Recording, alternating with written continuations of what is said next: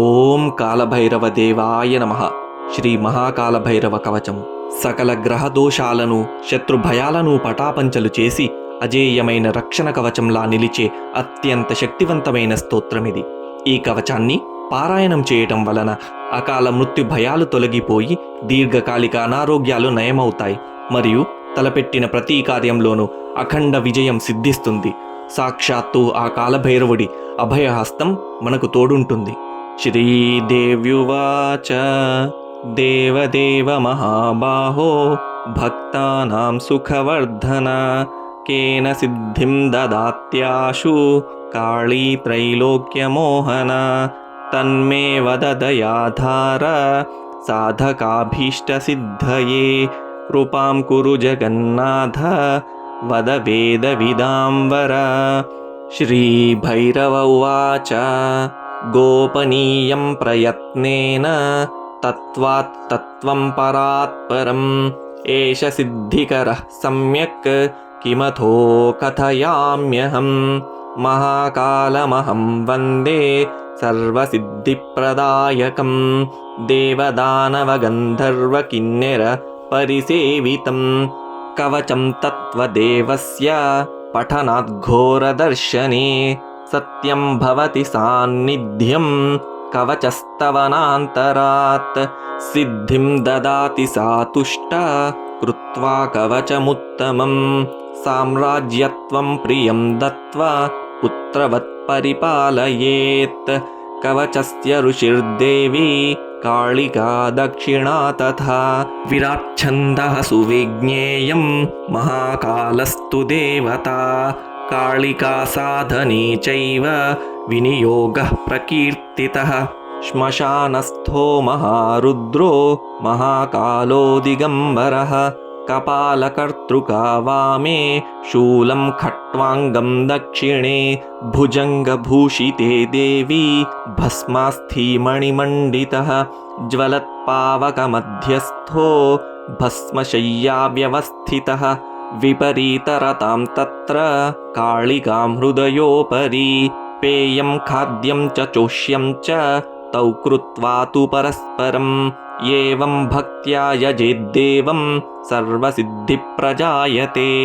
ప్రణవం పూర్వముచ్చార్య మహాకాలాయ తత్పదం నమః పాతు మహామంత్రః సర్వశాస్త్రార్థపారగః అష్టాక్షరో మహామంత్రః సర్వాశాపరిపూరకః సర్వపాపక్షయం యాతి గ్రహణే భక్తవత్సలే కూర్చద్వంద్వం మహాకాల ప్రసీదేతి పదద్వయం లజ్జాయుగ్మం వహ్ నిజాయ సతు రాజేశ్వరో మహాన్ మంత్రగ్రహణమాత్రేణ భవేత్ సత్యం మహాకవిః గద్యపద్యమయీ వాణి గంగా నిర్ఝరితా తథా తస్య నామాతు దేవేశి దేవా గాయంతి భావుకాః శక్తిబీజద్వయం దత్వా కూర్చం స్యాత్తదనంతరం మహాకాలపదం దత్వా మాయాబీజయుగం తథా కూర్చమేకం సముద్ధృత్య మహామంత్రో దశాక్షరః రాజస్థానే దుర్గమే చ పాతు మాం సర్వతో ముదా వేదాదిబీజమాదాయ భగవాన్ తదనంతరం మహాకాలాయ సంప్రోచ్య కూర్చం దత్వా చ ఠద్వయం హ్రీంకారపూర్వముద్ధృత్య వేదాదిస్తదనంతరం మహాకాలస్యాంతభాగే స్వాహాంతమనుముత్తమం ధనం పుత్రం సదా పాతు బంధుధారానికేతనం పింగళాక్షో మంజుయుద్ధే యుద్ధే నిత్యం జయప్రదః సంభావ్యః సర్వదుష్టఘ్నః పాతు స్वस्थానవల్లభః ఇతి తే కథితం తుభ్యం దేవానామపి దుర్లభం అనేన పఠనాద్దేవి విఘ్ననాశో యథా భవేత్ సంపూజకః శుచిస్నాతః భక్తియుక్తః సమాహితః సర్వవ్యాధివినిర్ముక్తః వైరిमध्ये విశేషతః महाभीमः सदा पातु सर्वस्थानेषु वल्लभम् काली पार्श्वस्थितो देवः सर्वदा पातु मे मुखे। पठनात् कालिका देवी पठेत् कवचमुत्तमं। शृणुयाद्वा प्रयत्नेन सदानन्दमयो भवेत्। श्रद्धया वापि पठनात् कवचस्य यत् सर्वसिद्धिमवाप्नोति यद्यन्मनसि वर्तते।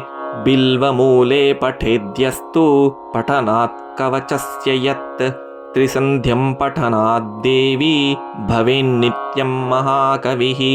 कुमारीं पूजयित्वा तु यः पठेद्भावतत्परः न किञ्चिदुर्लभं तस्य दिवि वा भुवि मोदते।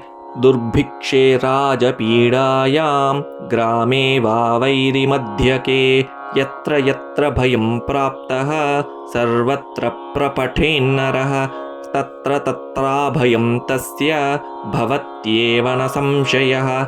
वामपार्श्वे समानीय शोभितां वरकामिनीं श्रद्धया वापि पठनात् कवचस्य तु प्रयत्नतः पठेद्यस्तु तस्य सिद्धिः करे स्थिता। इदं कवचमज्ञात्वा कालं यो भजते नरः नैव सिद्धिर्भवेत्तस्य विघ्नस्तस्य पदे पदे।